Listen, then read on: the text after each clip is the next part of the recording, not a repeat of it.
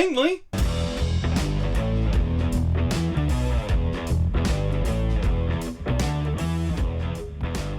Hello everybody, welcome to Bish's RV. Josh the RV nerd here, once again hanging out in my Coldwater, Michigan hometown store, getting blinded by the light and sweating to the oldies out here in the beautiful summer sun. It's going to get cold enough soon, so I'm not going to complain about that. Behind us is an updated what's in store for 24 version of the Catalina 184BHS.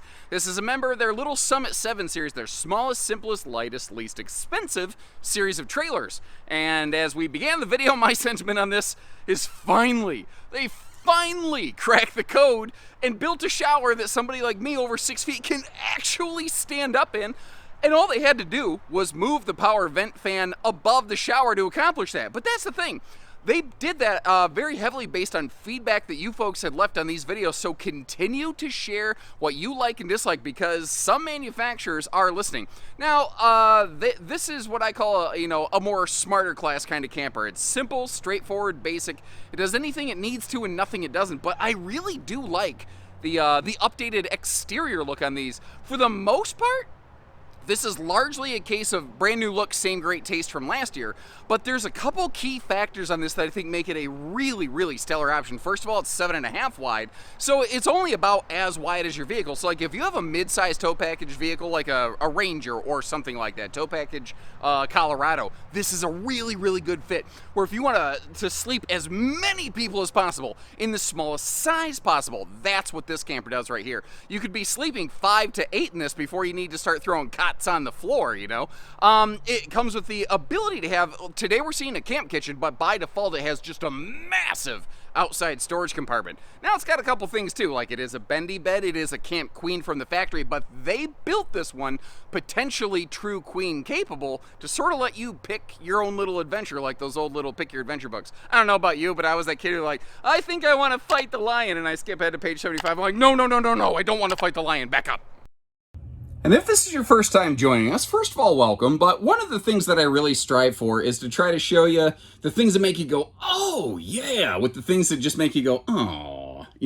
I want you to have as fair of an estimation as possible when you're looking at this RV. And if you appreciate that kind of transparency and candor, if you're new, hit that subscribe button. And if you're a returning member of the RV Nerd Herd, love it if you click that little like button on the video. Now let's start diving into some things here. This is it's an east-west, but also north-south front Murphy bed, and I'll explain what I mean. But first of all, you got your household and USB outlets, and over here they're using two different types of USBs, which excites a lot of people. They have both the USB Type 2 with the blue tongue, and then down below that little oval racetrack shape thing, that's a USB Type C. Very good for more modern smartphones, especially wireless chargers that need more juice, or some laptops and tablets. They really do a lot better with the Type C charger because they can charge up far, far faster.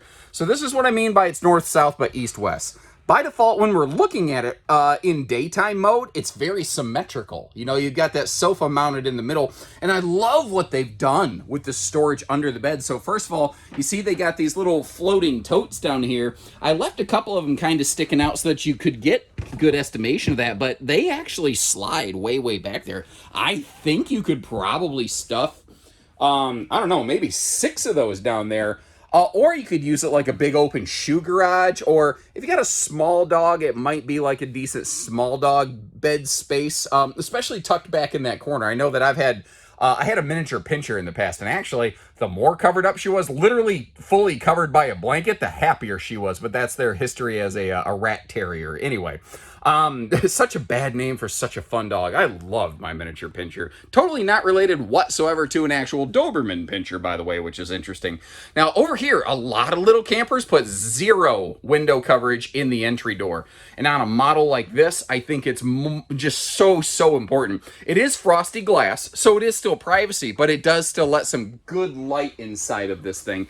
That might actually be one of those points of concern for some folks, though, because by default, this RV does not have any sort of front bed curtain. So if you're a light-sensitive sleeper, you might want to find some way to cover that window, but that's sort of up to you. And again, I'm going to share good with bad. Like, it's awesome this RV has no floor vents. It has no carpet. It is pet-friendly for sure. It also has no drawers, which I like one drawer. I would like one drawer, please. And this doesn't have any, so that is what it is. Now I can get a silverware organizer and I can work around that, but it'd be kind of nice if I didn't have to. Little campers like this typically can't have big kitchens, especially with bunks. There's just not enough room to go around. So it is the kind of camper where like a countertop extension, a floating table, something like that might help for prep space. Remember, you can sort of leverage the dining table over here as a little bit of prep space sometimes too, but if somebody's sitting there using it, obviously that limits your function space. Just a little random factoid to kind of keep in mind here. Something I thought is interesting, they were one of the very first I've seen do a little disconnect kill switch for that 12-volt fridge over there. And it's very simple. It's inexpensive. But if the RV's in storage, it can really make sure that you don't accidentally eat your battery if you're not thinking about it, you know. Now, for things like lights, awning, slide, monitoring your tanks, there's a physical switch panel right by the door.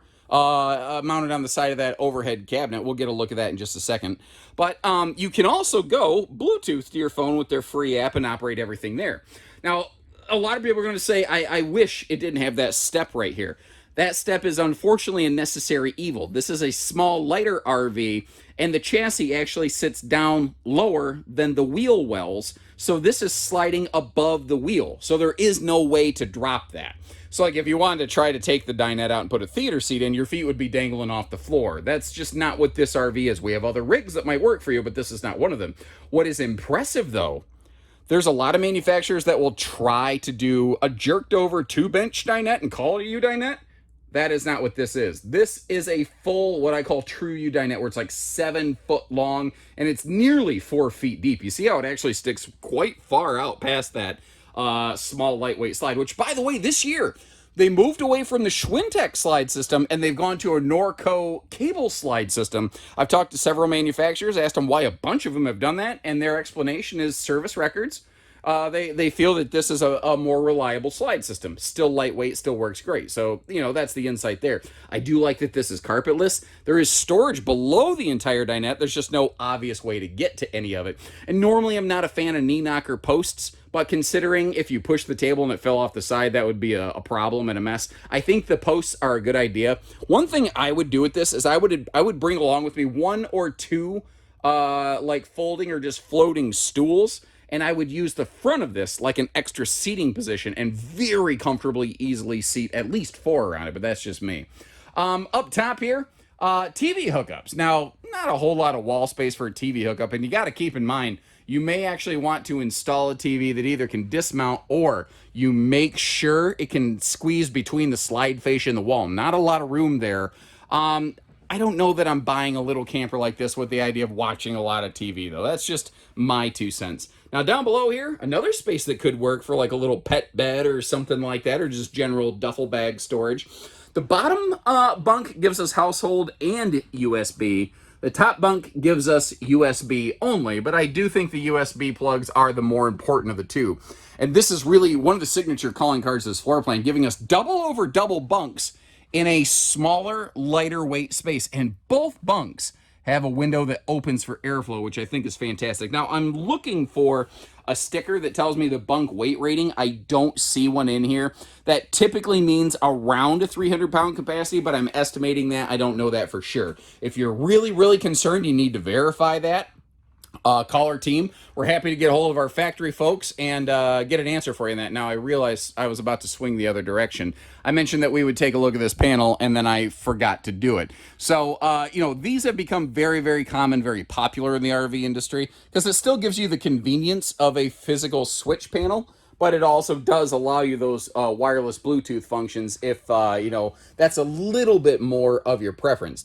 Now, looking at a little bit, you know, closer, deeper details here, starting with this, let's start with this front Murphy sofa. Once again, you've got those storage totes below and a lot of space down there, but there's also like a little theater simulated cinema seat armrest built into that, and this Murphy bed. Now, I didn't have a really good spot to try to rig up the camera and show you in motion how all that works, so apologies there. I did the best that I could. But by default from the factory, it is a fully bendy bed Camp Queen.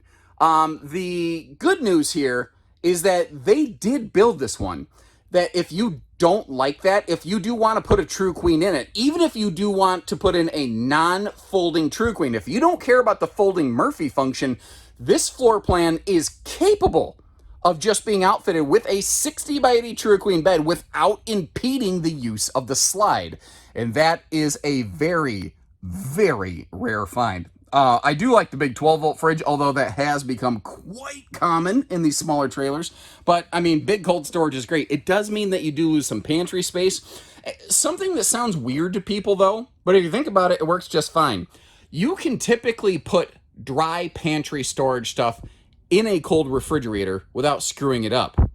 But if you need refrigerator space, you can't always just put your milk up in a cabinet. Like if you had to, you could put a cereal box in the fridge. It's going to seem weird, but it's not going to hurt anything. So if I have to lean one way or the other, personally, I lean to the bigger fridge, but that's my 2 cents. I'd be curious to know what you think about that.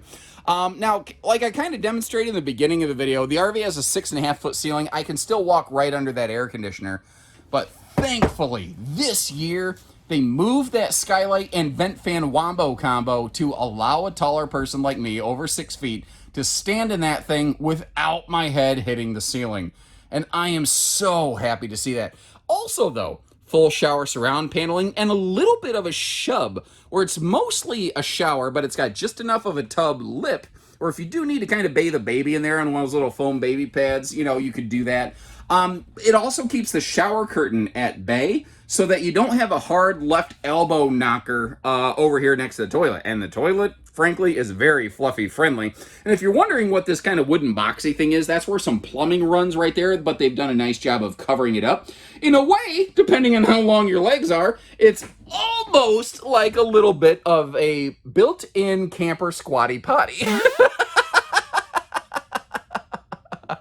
I bet you didn't tune into an RV video today expecting to hear, about a squatty potty hack in a camper. Yet, here we are, folks. That is my commitment to you. Not only do I want to be your number one, I will help you with your number two.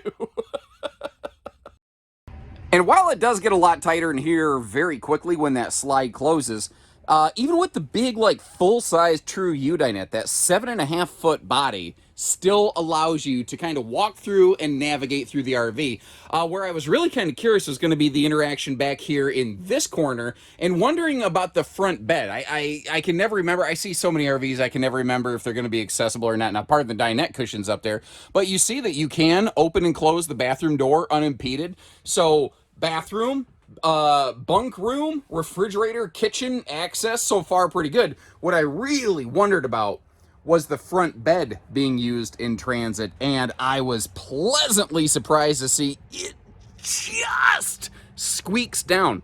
If you actually look at this Murphy sofa, the top of the cushion, or I guess actually the bottom of the cushion, does squish against the slide fascia just a bit, but the fact is, as long as you're careful and ginger about doing it, you can fold that sucker down. You can use, your front bed in transit as well, which is something a lot of these little single-axle little Murphy bed campers tend to miss. So, for what we have available here, I'm going to give this thing like an AA- for road mode. What about you?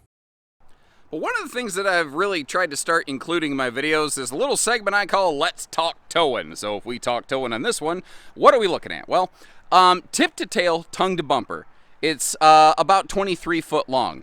And then if you look, it's running on a 5500 GVW, which leaves it, I think, a very respectable cargo carrying capacity, far better than you see out of a lot of budget-sensitive single-axle campers. So you actually can, do things like put some water in it, put some cargo in it without overloading the sucker and stressing the crap out of it, The other thing here, though, it's 7.5 foot wide, and I think all these factors kind of combine to be very respectable for like mid-size tow package pickup towing or bigger SUV tow package towing. Again, not everybody necessarily wants to go get a 3/4 ton heavy-duty diesel. There's nothing wrong with that. It's just that that's not necessarily everyone's adventure. You don't have to do that here. What is also a pleasant surprise is a full big front pass-through, but you might be wondering, what is that black box over there? Well, people who didn't ask, I will tell you. That is their solar prep platform here. Different manufacturers have gone about this in different ways, and different customers seem to like it different ways. By default, from the factory, it's solar prepped. But I'm actually going to give it more credit than that, because usually solar prep means there's a little plug on the roof with some crappy thin gauge wiring that just kind of runs down, and you would actually have to cut a panel inside the wall to get to it. Catalina has gone essentially solar ready here, where it's basically plug and play. Because, you know, most solar prepped RVs, you still have to cut a hole in the paneling to get to the wiring and then run the rest of the wiring down to the tongue of the where the battery would go. You don't have to do that here. They actually used heavy enough gauge wiring. It could handle up to 600 watts of solar. That's really good for a basic stick and tin camper. They do that through their entire lineup. All Catalinas do that. That is an awesome find. They do also have a factory solar package to give you a 200 watt panel and a 30 amp controller. So you can get some factory solution on that, but you can DIY a very respectable package on these. Now your power awning, they actually are using one of those like remote control color changer kind of disco lights on the awning, but you can also just set it to like one hard color of your choice.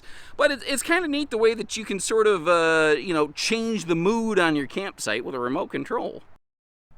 And this is an area right here where you actually have a couple of very cool options. By default, it's normally just a giant underbunk storage area. So if you don't want a camp kitchen, most manufacturers force camp kitchen. Catalina allows you to do it as an option. And actually, if you check out my previous 2 years worth of footage on this, you'll see it without the camp kitchen option. And it is a big chunk of storage, but I also want to give them some credit. For a small camper, when you do get into some kind of camp kitchen or kitchenette or cooking station or whatever you want to call it, because some people are like, well, it doesn't have a sink, it's not a kitchen. Okay, whatever we want to call it. You actually get a pretty nice setup. I like the shelf in that cabinet over there on the left. It really opens up the, maximizes the potential storage capacity there. Now, naturally, there's a gas grill cooker hooker down below that sucker. It's dangerously close to being a propanus, but the gas don't come out the backside, so that is a cooker hooker. On the back here, you do have a cold water only but higher pressure sprayer port for some campsite cleanup. There's one. Like if I could ask them to make one major change, one thing, it's that it does have a walkable roof, but it has no factory accommodations, like no roof ladder prep or anything like that. Even just one of those little brackets to attach a telescopic removable ladder, I would be really okay with that. Hey, good news. It turns out they actually are implementing that ladder prep bracket, kind of like I mentioned right there. It just isn't done yet at the time of this filming. It's going to be a bit of a rolling change. That often happens at the early phase of a model year change. They're on their way to having everything done, but not everything is quite lined up yet. So long story short, this one might not have that ladder mount up there, but the ones built moving forward will. So if you get one of those telescopic removable ladders, you will have a way to get up there, check on the roof, do all that maintenance stuff without the need of a separate sides like step ladder kind of thing. Thought you'd like to know. I hope that's something that they consider adopting in the future. There's a lot of engineering and testing that goes into it. It's not just slap a bracket up there. Like, it's a safety item, so they have to make sure that it is good to go. The black tank flush back there, that is another one of those items that is very easily overlooked. And when you are shopping, campers in this class, when you're focusing on small, maybe lightweight, maybe budget, things like any sort of outside shower feature, any sort of black tank flush, or notice the tint on the windows. Those are things a lot of manufacturers will peel out. Something else that is very not obvious on these is they have shifted away from the conventional Lippert I-beam chassis, and they have gone to a Norco huck-bolted frame. It's made with HSLA steel. A lot of lightweight trailers use this system. It tends to be a little bit lighter, a little bit stronger. It does cost a little bit more, but I do think it's actually one of those things that's putting a good foundation under this camper to take care of your family, and at the same time, it's also saving some weight, which makes towing easier and expands your cargo capacity. So there's a lot of good things that go in just from that chassis change that I don't know a lot of people know to think about. Now, they're certainly not the only builder of a layout like this, like Jay Feather, Wildwood, Ember, a bunch of brands have a floor plan like this. And I'd be kind of curious to know which one would you kind of go with and why. And to help you kind of decide that, I'm going to leave you a bunch of links in the video description. One, to check for pricing and availability, which you can also get by just scanning this QR code if you're just watching on a TV. And also some videos I've done to similar layouts from other builders in the past. I'd love it if you took a look at one or two of those and let me know which one you'd go with and why. Where did they nail it? Where did they fail it? What should they not change, and where can they improve? Leave that feedback, and just like the skylight, we'll see what they can come up with next time around. And until then, though, take care, stay safe, have fun, and happy camping, everyone.